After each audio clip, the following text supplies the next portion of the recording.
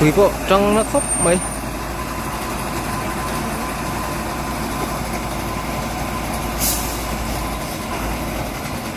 thế mà tàn mà đâu ngó một tờ phi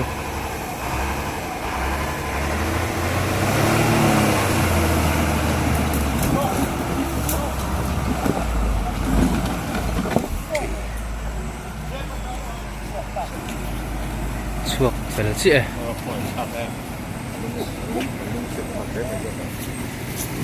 gì đâu con đi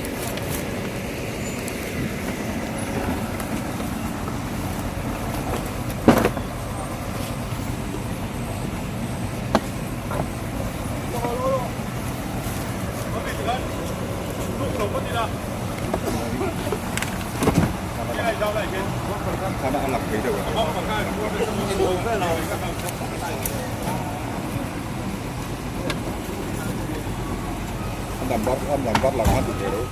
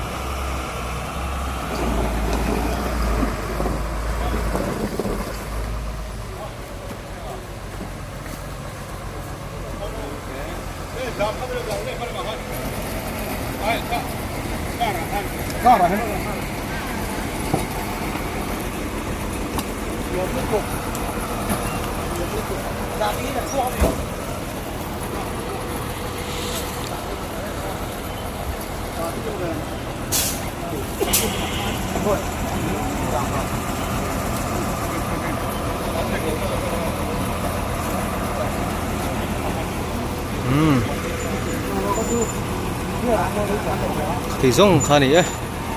mới đã cần một thứ chứa khoan gần hàng một số sẽ thấy này hiện ra đã tốt tin